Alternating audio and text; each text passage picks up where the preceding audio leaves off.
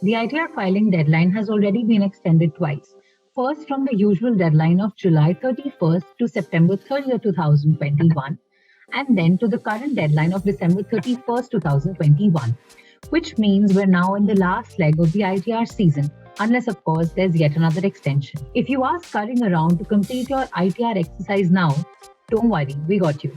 In this video, Preeti Khurana, Director, Advocacy and Regulation at Clear, runs us through the information you need to smoothly file your taxes for FY 2020-21 under the revamped ITR system. So let's take a look at the changes that have happened, how you can make the most of the new system, and things to keep in mind when filing your taxes.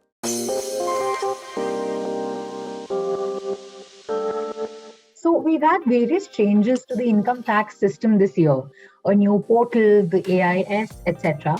So for those who are filing their taxes now, how would you want to just briefly, in a nutshell, explain the process and utilizing these resources? Sure. As you rightly said, a couple of changes, important changes have taken place for filing for this year. And I think the most important out of those changes is the introduction of the new tax regime. So filers will be using the new tax regime for the first time, and they will be exercising the option to choose between the old and the new regime. So I think, this is an excellent time for taxpayers to actually get a real sense of what all deductions they claim and which of the two regimes are suitable for them. And just to point out that they can, even if they had chosen one of the regimes, they have the option to switch to a more suitable one where they are able to save more taxes. So this is an important year to file. And also on the AIS, which is your annual information statement, now the tax department is able to collate a larger data set for you to be able to access around your investments, incomes, and tax payments and all of that. So make good use of your AIS and you'll have a good clear picture around what your tax return should look like.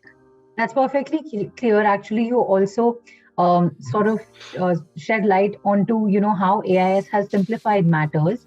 If you were to just name a few things about how a few features of AIS which have helped in this simplification, and what is the information that taxpayers should now thoroughly check in the AIS? Right. So AIS is actually a pretty comprehensive form of all your tax dealings, besides having tax payments, refunds, demands, and all of that information, which was also available in Form 26 AIS.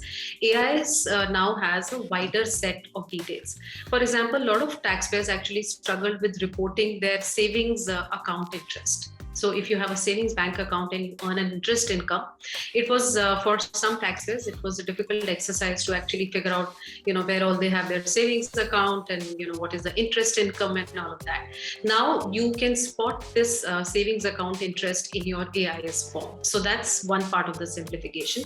The other bit is that this form actually has information around if you've sold any stocks, or if you purchased mutual funds, you've sold mutual funds. So all of that information is available to you at one place.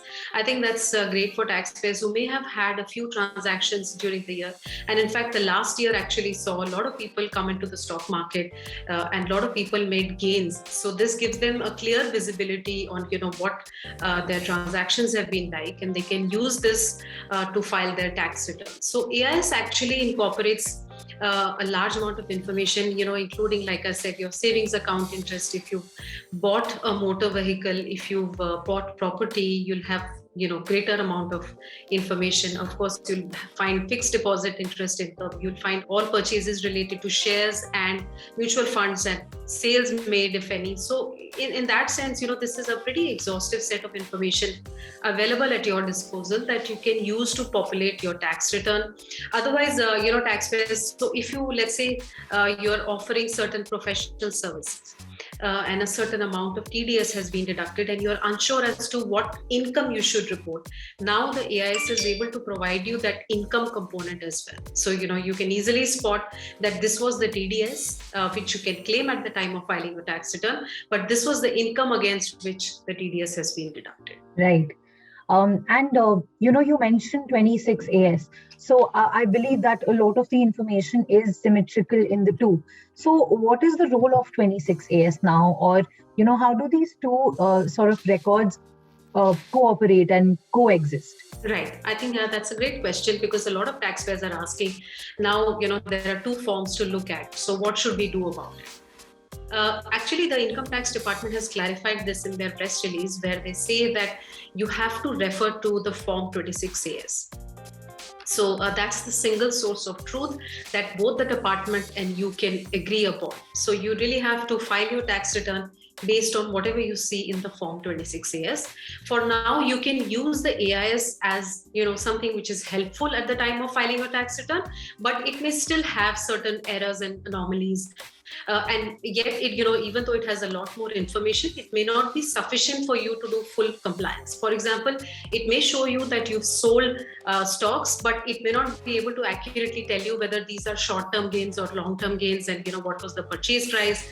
If you've purchased, so a lot of people do SIPs, and if you look at your AIS, you will actually see an aggregate transaction. You will not see a month-wise or a day-wise numbers related to your SIPs. So in that sense, use your AIS to get an understanding of what all should appear in your tax return. But ultimately, the Form 26AS is a source of truth. If there are discrepancies between the two forms, you have to go by Form 26AS as of now. But futuristically speaking, it appears that the government will sort of, combine all this information and make sure that the AIS is accurate, and all taxpayers and tax authorities are using AIS to process your tax return. I think lastly, let's quickly maybe run through an ITR filing checklist, just a quick recap of what are the essentials in terms of steps and documents that you want to tell our listeners. Sure. Firstly, don't wait for an extension. So file in time. There's a lot of rush towards the last few days. So don't wait for the last minute. That's the first advice. The other thing is that most people who file their tax returns are salaried. So you definitely need your Form 16. Look up your emails. Your employer would have already sent a Form 16 to you. That's the first thing to do. The other is, of course, like we have been talking about, Form 26AS and AIS. Download both of these and spend a few hours understanding what all information is present in it. These three are the base documents, and if you have incomes other than salary, then of course you need to report them. If you have capital gains, then you will require like a CAMS statement or a CARVI statement. So you should be able to easily download it or locate it in your mailbox. It's sent to you if you've offered a registered email ID. If you've provided your email ID, you'll find it in your email box. Go through it, and a lot of websites actually allow you to upload a CAMS or a CARVI statement and auto calculate your capital gains. So that's an essential part.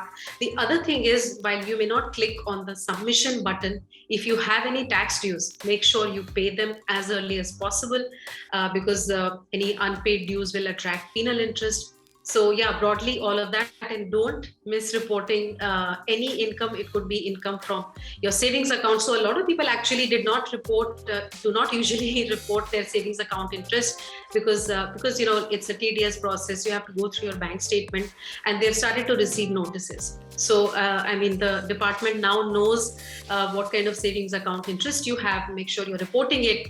And also make sure you're deeply looking at your AIS. You may find time to provide feedback. If there are errors, you can spend that time later, but make sure that you go through it and you use that document to report incomes in your tax return. That brings us to the end of this expert session. Hope you've made your notes. For everything else you need to know about ITR filing, right from post-filing activity, correction of errors, FAQs, and a whole lot more, head to our complete ITR filing guide curated just for you on our website. Thanks for watching. Stay safe and stay tuned with us for more on personal finance and income tax.